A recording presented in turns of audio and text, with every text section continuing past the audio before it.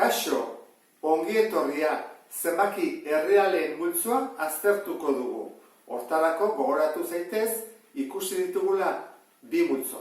Zenbaki arrazionalen multzoa eta irrazionalen multzoa.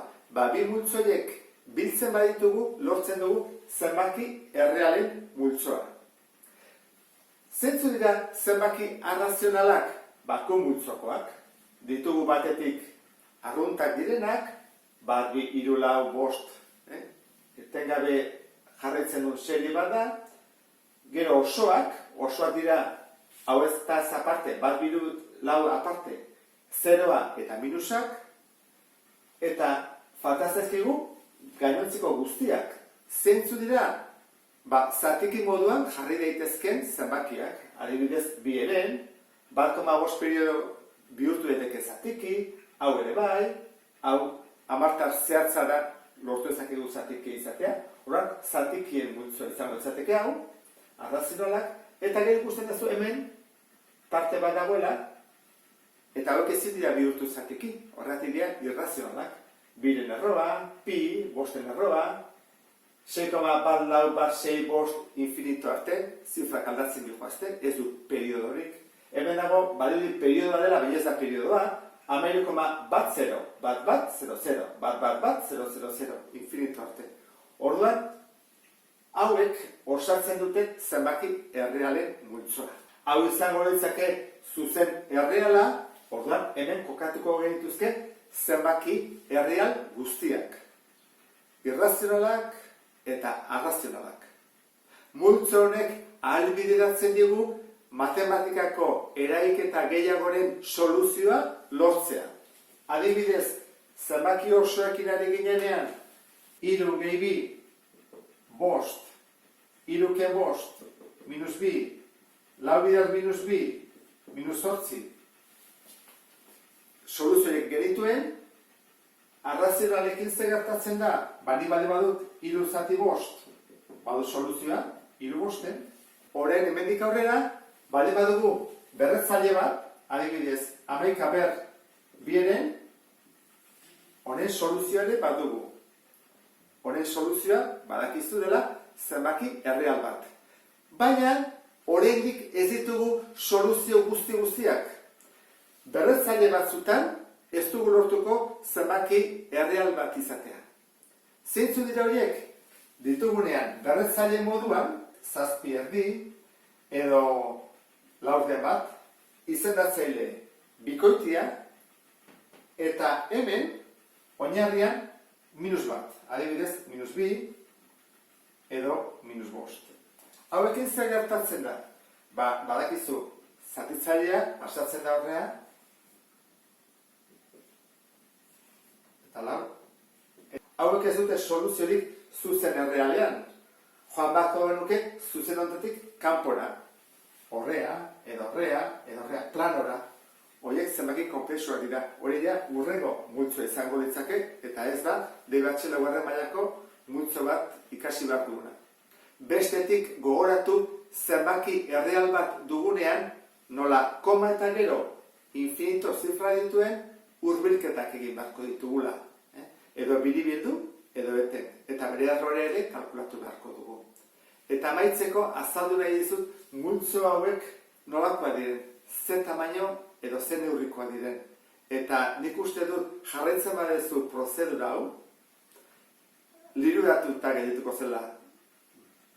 Hartzei batek konprobatu behar bazuen aspaldi ardi guztiak zituen, ez zuen derrigorrez zenbakia jakin behar, egin zezakena zen ardien multzoa konparatu nire poltsatxoan ditudan makiltxoekin. Orduan, ardi bat pasatzen dela, ateatzen dut makiltxo bat, pasadelako ardia. Beste bat, beste makiltxo bat. Orduan, pasatzen dira ardi guztiak, eta pasatzen ditut makiltxo guztiak. Kopuru bera dago. Nik ez dakit zenbat dira, baina badakit ardi bakoitzangatik dagoela makiltxo bat.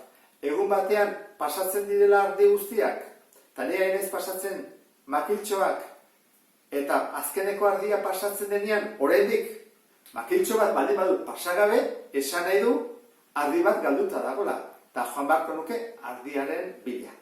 metodori jarraituko dut orain multzo hauekin. Pentsa dezagun dugula multzo hau, bat birula bosei, beste hau, M multzoa, A, B, C, D, E, F, beste multzo hau N, karratua, borobila, triangelua, marratxo, eta beste izartxoa.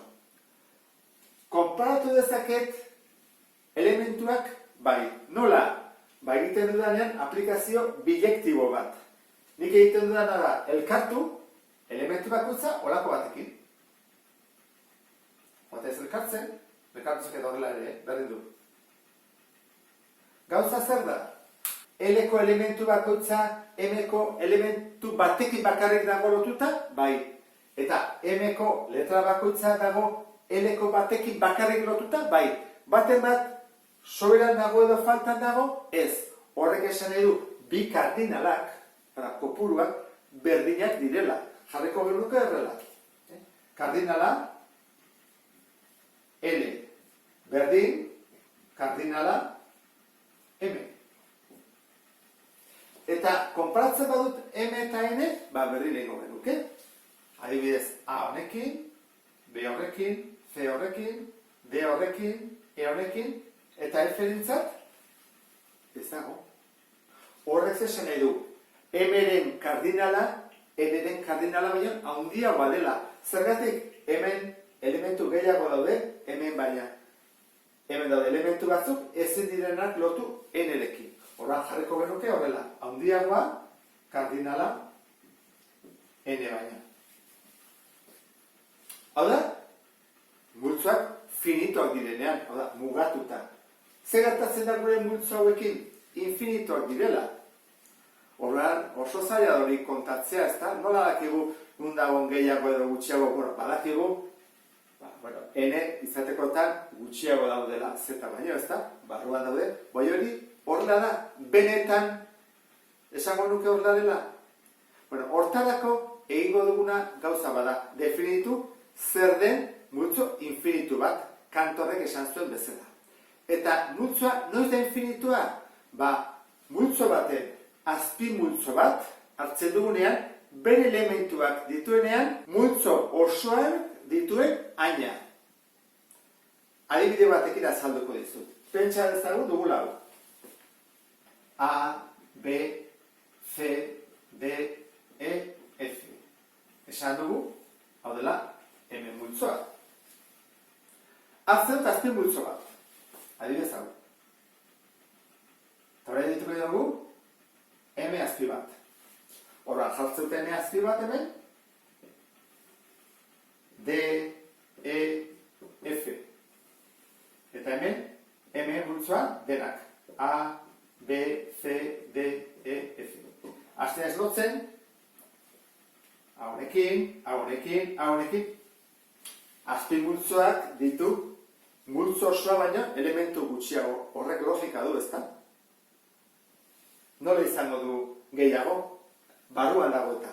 Kantorrek definitu zuen bezala, infinitua denean, hemen dauden elementuak, eta hemen dauden elementuak, kopuru bera dute. Hoi da infinitua. Horran hasiko gara, ere multzoa ikusten, ea benetan, zenbaki edo elementu infinitua dituen edo ez. Ordenatuta jarraitut zenbaki arruntak, bat, bi, hiru, lau, bost, infinituak teberez, eta hemen jarriko dut. Azpen multzo bat, erauntara. N, baldin baden hemen jarriko dut, bi bigarren. Bi bigarren zer da bikoitia, horra dituko dugu, bikoitien multzoa. Horra, zer da beneko bikoitia? Bi, lau, sei, zortzi, amar, amabi, amalau, jarretzen du, aurrera. Hasten geha lotzen, bat honekin, haunekin, haunekin, haunekin, jaten geha. Zer ikusten duzu? N-ko zenbaki bakoitzak bikoiti bat du? Bai. Baldago N-ko baten bat ez du nabele bikoitia. Dena du, bakoitzak du bat. Horrek esan edu, hemen dauden elementuak eta hemen dauden elementuak kopuru bera daudela. Ez daude aduntak gehiago bikoitia baina. demostratu dizut, bietan elementu bera daudela. Kopuru bera, kardinal bera. Orduan, n multzoa infinitua da. Zergatik, badulako azpi multzo bat, bikoitiena, baita ere, lotzen dela olako elementu bakoitzakin. Baina bikoitia egiten den bezala, idaiteke iruko multiploak, boste multiploak, edo zen. Lortu daitezke nahi ditugun azpi multzo guztiak. Orduan, lehenengo esango dugu, n multzoaren kardinala infinitua dela. Orain, konparatuko dugu z multzoarekin. Bi multzoak modu honetan jarri ditut, ze iruditzen zaizu, zer egongo dira? Zenbaki osoak gehiago arruntak baino? Hau da, hemen elementu gehiago daude hemen baina, goazen ikustea. Bilek infinituak dira, Egingo dena horrela da. Bat, arrunteko bat, lotuko dut zeroekin. Bikoitiak lotuko ditut positiboekin. Eta bakoitiak, bat kenduta beste guztiak, negatiboekin.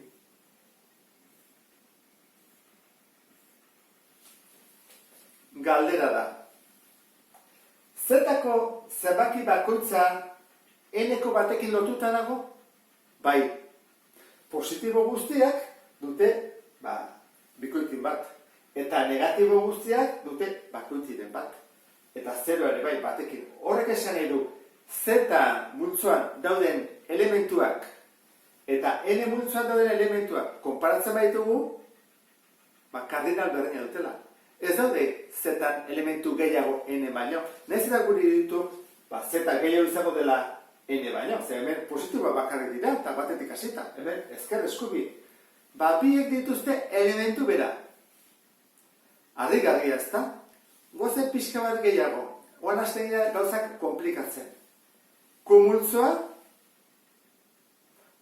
arazo gehiago ematen ditu. Zergatik? Zer ni badakit bi eta gero hiru dela, gero lau, gero bost, minus hiru baina lehenago minus lau dagoela, baina hasten dira nia zenbaki arrazionalekin, hemen batetik bira zenbat arrazional daude? Infinito. 1,2, 1,203, 1,345, 1,757,780. Edo zen zenbaki, esagerazio bat. Infinito zenbaki daude hor. Eta hemen beste infinito daude. Infinitoak zuen zeruz ez zaizu. Zer daudela? Arrazionalak gehiago daudela arruntak baino? Pentsatu pixka bat. Eta orain, jarriko nik eskema, eta oso zaila da, jakitea benetan gehiago dauden edo berdin dauden. Intuizioak zesaten dugu askoz gehiago emarrula. Baina behar dago metodoren bat esateko kopuru behar dagoela. Egitea nola. Zenbaki arrazionalak ezin ditugulako ordenatu txikienetik handienera egin dezakeguna da beste hau da. Taula bat jarri eta jartzen dut. Oso bat, erdi bat, eren bat, goian, zenbakitzailea bat dutenak. Eta ordenatuta. Hemen, zenbakitzailea bi dutenak. 3 dutenak. 4 dutenak. 5, eta horrela. Infinito arte. Ezta? Hor? Eta hor. Hemen, lortuko gaituzke, zatiki guztiak. Daude guztiak. Ez da balako mugarrik. Orain ikusirik zer egingo dudan. Hemen ikasiko naiz, joan gontz eskubira, diagonala, horrela, diagonala, horrela, diagonala, jetxi, diagonala, eskubira, diagonala, jetxi, diagonala, eta horrela. Ordenatu ditut. Zenbat? Diagonalak infinito daude baita ere. Eta horrek, bai egin dezakedala aplikazio bilektibo bat. Jarri dezaket hemen, n multzoa,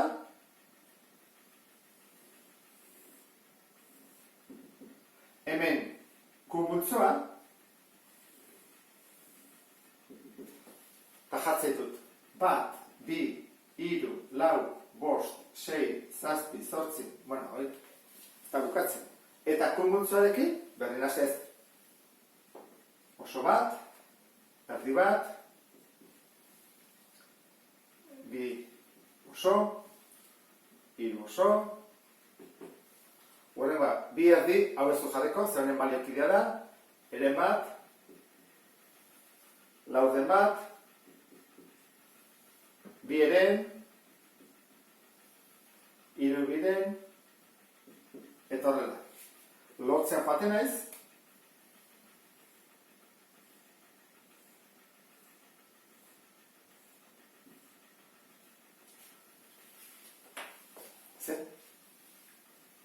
Ze ikusten duzu? Arrazional gehiago daude zenbaki arruntak baino? Hemen gehiago daude hemen baino? Ez daude gehiago. Ze zuk esaten baiazu, hemengo edozi zenbaki badu bere arrunta. Ez daude gehiago. Hau da, nire lehenengo ez ikusi nonean arretuta gaitu nintzen. Ze, ikusten nuen medikonean infinito daudela, eta horrean infinitoak, eta esaten baina infinito hau ez da handiagoa, kuren infinitua ez da handiagoa arruntera baina. Orduan, hemen dauden elementuak, hemen eta hemen, infinitoa bintzat berdina da. Harrigarria, ezta? Bueno, hau da, kantorrek ateaztuena, eta faltazegu urrengoa. Kantorrek ere jarretzun ikusten erre multzoa, ea infinitoa berdina den. Lortzen badugu hori, basamo nuke, denetan daudela elementu kopuru berdina. Honen arte, kardinala, onena eta onena, berdina da. Errerena, zenbaki errealek arazo bat dute, ezingo dugu ordenatu hemen bezala. Orduan, beste prozedura bat jarraitu beharko dugu.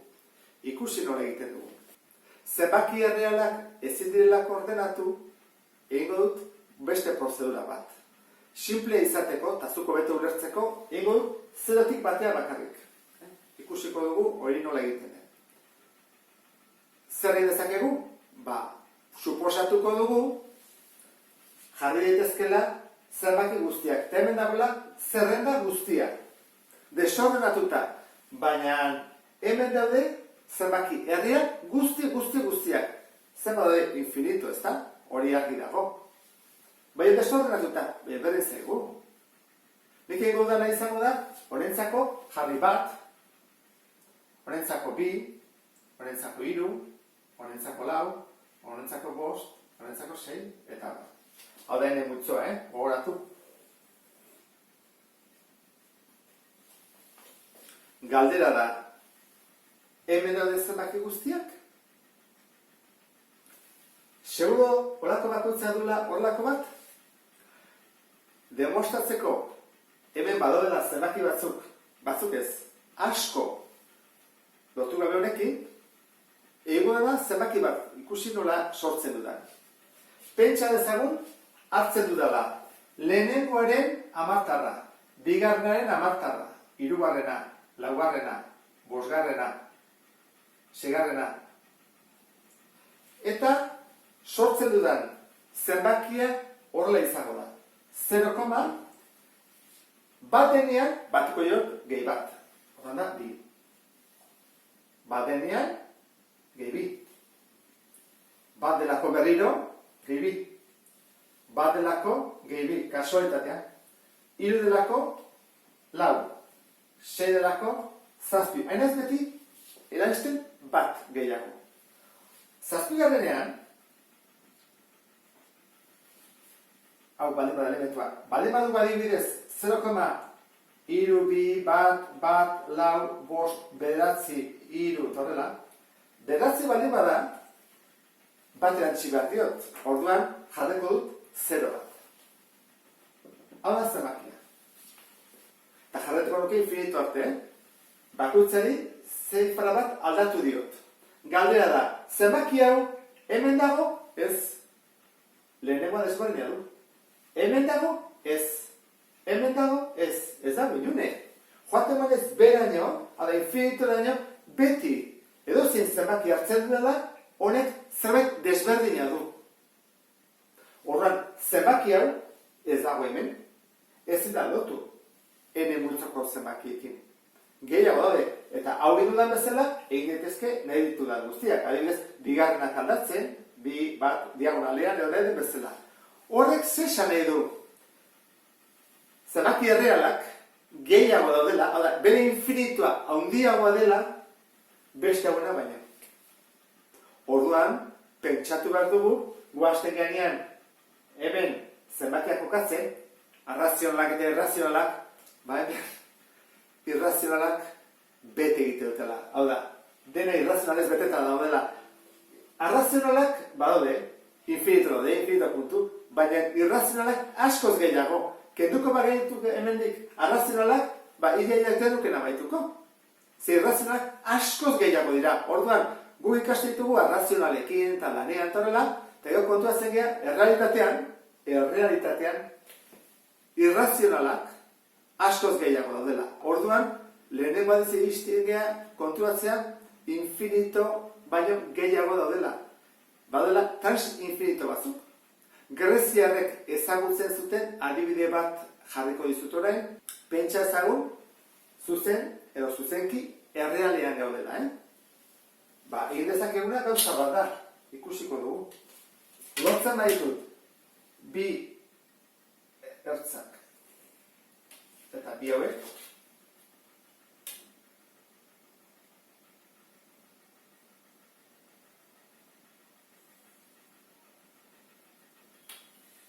puntu bat lortzen dut. Puntu hori deitu behar adibidez, P.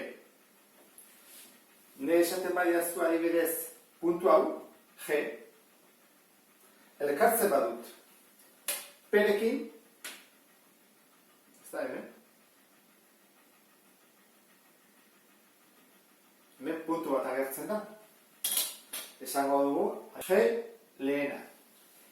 Hemengo puntu bakutzak hemen beste puntu bat du? Bai. Horrek zesan nahi du S zuzenki honetan, ez daudela R zuzenki honetan, baina puntu gehiago. Puntuak berdinak daudela. Bai batean eta bai bestean. Eta zer gertatzen bada luzatzen badut kilometro bat? Berdin. Hemen dauden puntuak eta kilometro batean dauden puntuak berdinak direla, kopuruz.